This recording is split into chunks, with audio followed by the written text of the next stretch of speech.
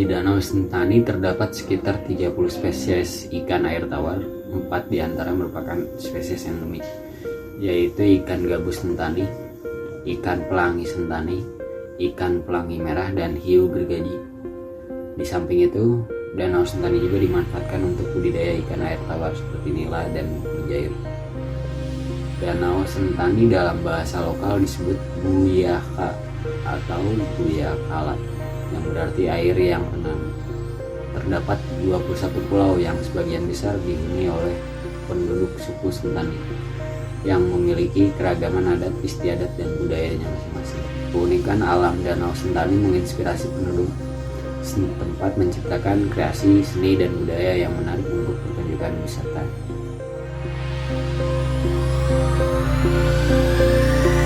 Potensi ekosistem dan sumber daya alam Danau Sentani memerlukan pengelolaan yang terintegrasi secara komprehensif untuk mencapai manfaat bagi masyarakat dan kelestarian fungsi ekologi serta sosial budaya dan ekonomi di sekitar danau, serta menjadi aset yang sangat berharga bagi lingkungan hidup. Danau Sentani ini memiliki banyak manfaat bagi kehidupan masyarakat sekitar. Salah satu contohnya yaitu Danau Sentani ini dijadikan sebagai tempat penyuplai sumber air bersih bagi pembangunan dan juga kehidupan masyarakat kota dan juga Kabupaten Jayapura. Yang kedua, Danau Sentani ini dijadikan sebagai tempat kegiatan budidaya perikanan seperti ikan nila dan juga ikan mujair. Menurut Dinas Kelautan dan juga Perikanan Kabupaten Jayapura tahun 2012, budidaya keramba jaring apung di Danau Sentani ini sudah melibatkan sekitar 175 UPP dengan luas areal sekitar 13 hektar. Dengan produksi ikan mencapai 402 ton per tahunnya. Potensi Danau Sentani ini untuk pengembangan kegiatan perikanan yang berkelanjutan cukup tinggi, sekitar 1.600 sampai 1.800 ton per tahunnya. Namun untuk usaha perikanan yang sudah dilakukan saat ini baru mencapai 22 sampai 24% dari target yang akan dicapai. Yang ketiga, Danau Sentani ini dapat dijadikan sebagai tempat pariwisata. Kenapa? Karena Danau Sentani ini memiliki panorama air yang tenang, tanah dan batuan yang bentuk dinding perbukitan, serta berbagai jenis tumbuhan yang menjadikan Danau Sentani ini menjadi indah dan eksotis.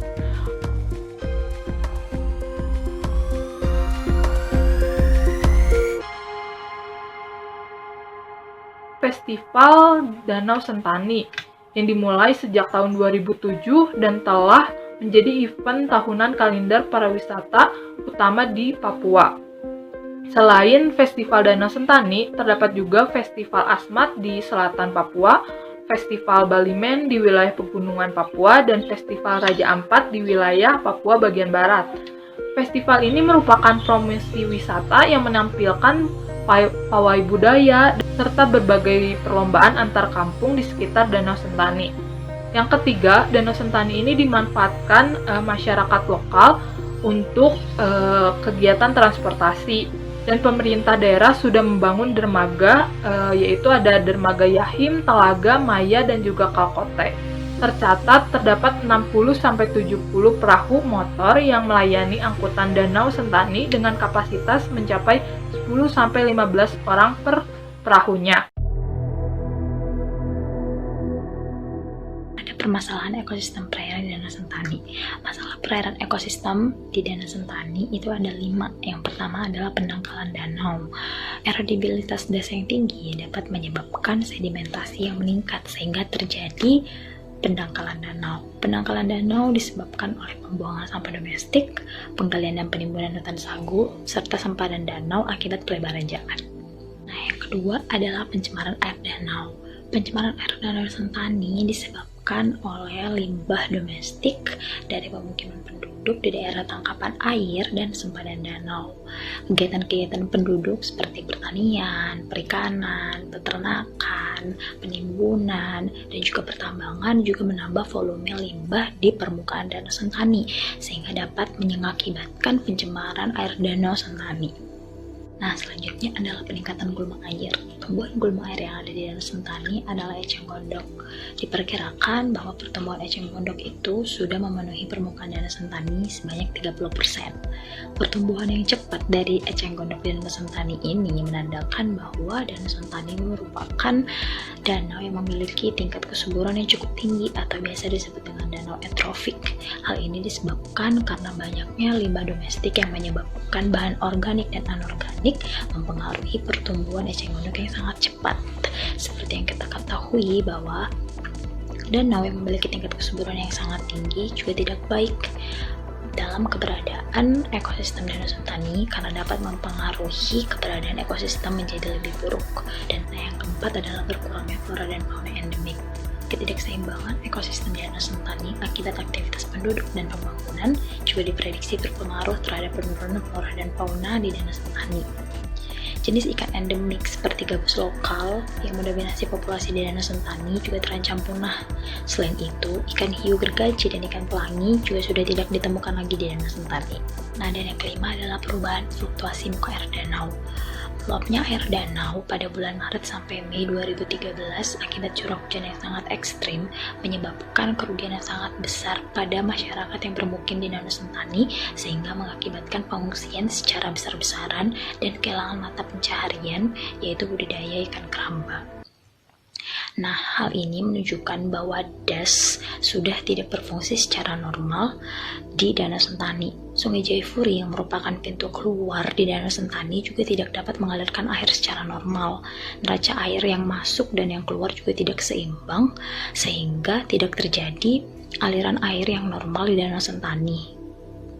Akibat meluapnya air danau yang sudah pernah terjadi di Danau Sentani. Dalam ekosistem Danau Sentani ini terdapat dua permasalahan. Yang pertama yaitu masalah ekosistem daratan dan yang kedua yaitu masalah ekosistem perairan. Untuk masalah ekosistem daratan ini terdapat beberapa permasalahan. Yang pertama yaitu bertambahnya luas lahan kritis. Bertambahnya luas lahan kritis ini disebabkan oleh banyaknya penduduk atau pendatang baru yang memanfaatkan kawasan Cagar Alam Cyclops sebagai daerah pertanian dan pemukiman. Kemudian yang kedua, meningkatnya erosi dan sedimentasi. Tingginya tingkat erosi dan sedimentasi ini disebabkan oleh aktivitas penggalian pasir dan batu serta penambangan emas. Kemudian yang ketiga yaitu bertambahnya penduduk. Penduduk di wilayah daerah aliran Sungai Sentani ini menunjukkan laju pertumbuhan yang sangat tinggi, yaitu sekitar 5%. Angka tersebut tentu melampaui laju pertambahan penduduk rata-rata nasional, yaitu sekitar 2-3%. Kemudian yang terakhir itu meningkatnya pembuangan limbah domestik. Tentu saja semakin tinggi penduduk yang menempati kawasan tersebut, maka akan meningkat pula jumlah pembuangan limbah domestik. Di Indonesia secara khusus belum memiliki sejarah yang panjang seperti pengelolaan sungai. Danau di Indonesia masih sering diposisikan sebagai sumber air besar yang tidak ada habisnya. Kesepakatan Bali tahun 2009 tentang pengelolaan danau yang berkelanjutan yang ditandatangani oleh 9 menteri pada saat Konferensi Nasional Danau Indonesia I yang memasuki era baru. Nah, setelah pada tahun 2011 diluncurkan gerakan penyelamatan danau atau Bermadan yang memiliki beberapa program yang dilaksanakan di Semarang pada saat Konferensi Nasional Danau Indonesia II. Dan telah tersusun rencana aksi penyelamatan danau untuk 15 danau prioritas yang ada di Indonesia. Dan Danau Sentani termasuk ke dalam 15 danau prioritas tersebut. Berdasarkan permasalahan-permasalahan Danau Sentani yang telah disebutkan oleh teman saya sebelumnya, melalui Germadan ini atau gerakan penyelamatan danau ini memiliki dua program. Yang pertama yaitu program super prioritas atau program pokoknya, dan yang kedua yaitu program prioritas atau program penunjangnya yang akan dijelaskan oleh teman saya selanjutnya. Program pokok atau super prioritas Danau Sentani diantaranya ada penetapan tata ruang kawasan danau. Kegiatan yang terkait dengan program ini adalah penyusunan rencana tata ruang kawasan danau, penyusunan kajian lingkungan hidup strategis kawasan ekosistem danau, dan penyusunan zonasi pemanfaatan ekosistem perairan danau. Penanggung jawab program ini adalah Badan Perencana Pembangunan Daerah dan Badan Pengelola Lingkungan Hidup Daerah Provinsi Papua. Lalu ada penyelamatan ekosistem perairan danau. Kegiatan yang terkait dengan program ini adalah penentuan dan penetapan kelas kualitas air danau, penertiban kegiatan ekonomi di perairan danau, dan konservasi sumber daya ikan dan keanekaragaman hayati. Secara umum, indikator capaian dari seluruh kegiatan ini adalah yang pertama, status tropik air meningkat dari eutropik menjadi mesotropik. Lalu perizinan dan pengawasan budidaya, transportasi air dan wisata. Lalu peningkatan populasi ikan endemik. Penanggung jawab penuh program ini adalah Badan Pengelola Lingkungan Hidup Daerah Provinsi Papua. Lalu ada penyelamatan ekosistem lahan sempadan. Kegiatan yang terkait dengan program ini adalah pembangunan unit pengolahan limbah, pengolahan sampah, penertiban bangunan dan aktivitas di sempadan danau, penataan sarana dan prasarana wisata, penetapan sempadan danau sebagai kawasan lindung danau, pemasangan patok batas sempadan danau, dan penanaman tanaman pelindung. Penanggung jawab program ini adalah Badan Perencana Pembangunan Daerah Kabupaten dan Kota Jayapura. Lalu yang terakhir ada penyelamatan ekosistem daerah aliran sungai dan daerah tangkapan air sentani. Program ini berisi kegiatan antara lain konservasi tanah pada DAS atau DTA dan rehabilitas hutan dan lahan pada kawasan penyangga DTA. Penanggung jawab pelaksanaan program ini adalah Balai Pengelolaan Daerah Aliran Sungai Memberamo dan Balai Wilayah Sungai Papua. Lalu program penunjang atau prioritas Danau Sentani diantaranya ada pengembangan sistem monitoring, evaluasi, dan informasi ekosistem danau. Program penunjang yang dikembangkan antara lain pendataan dan menyebarluasan informasi, evaluasi, dan penetapan status kerusakan ekosistem danau. Indikator tercapainya program ini adalah tersedianya data dan peta seperti peta morfologi dan batimetri danau, peta hidrologi dan hidrogeologi, peta geologi tata lingkungan danau, dan peta DAS atau DTA, serta informasi tentang kondisi dan status ekosistem danau, keanekaragaman hayati, kualitas air, dan pemanfaatan sumber daya air. Penanggung jawab program ini adalah Badan Pengelola Lingkungan Hidup Daerah Provinsi Papua. Lalu ada pengembangan kapasitas, kelembagaan, dan koordinasi. Kegiatan yang terkait dengan program ini adalah koordinasi antar wilayah dan sektor pengelolaan ekosistem danau dan pembentukan forum peduli danau.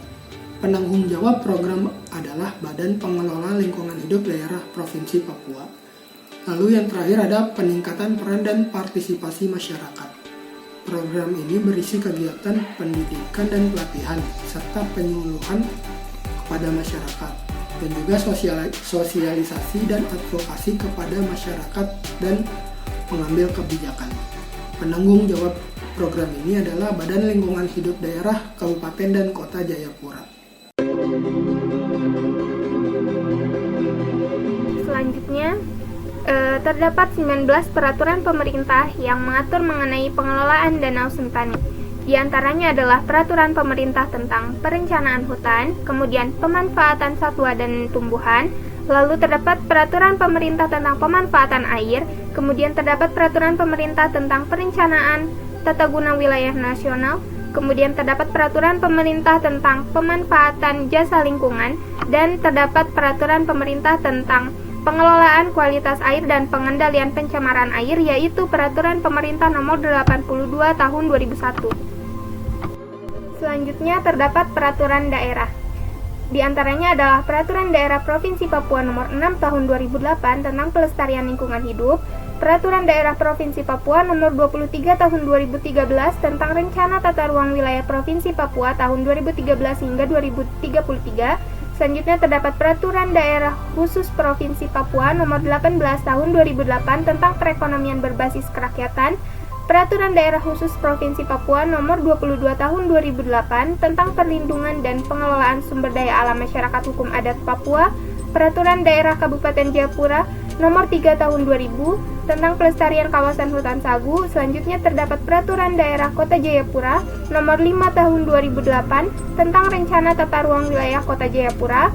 Lalu Peraturan Daerah Kabupaten Jayapura Nomor 21 Tahun 2009 tentang rencana tata ruang wilayah Kabupaten Jayapura tahun 2008 hingga 2028. Selain itu, ada juga beberapa peraturan khusus yang berkaitan dengan tata kelola Danau Sentani dan sekitarnya.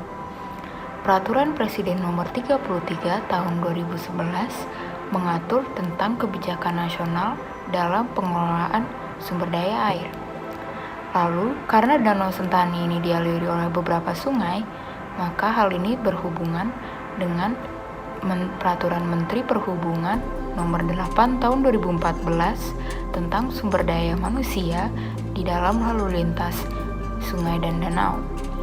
Lalu juga ada Peraturan Menteri PUPR Tahun 2020 Nomor 21 yang mengatur tentang pengalihan alur sungai, serta beberapa peraturan gubernur yang juga berkaitan tentang sumber daya manusia di sekitar Danau Sentani, khususnya dalam transportasi air dan ketertiban. Nah, kita lihat kembali pada Undang-Undang Dasar 1945 Pasal 33 Ayat 3 dinyatakan bahwa bumi, air, dan segala kekayaan alam yang terkandung di dalamnya adalah dikuasai oleh negara dan dimanfaatkan sebesar-besarnya untuk kemakmuran rakyat.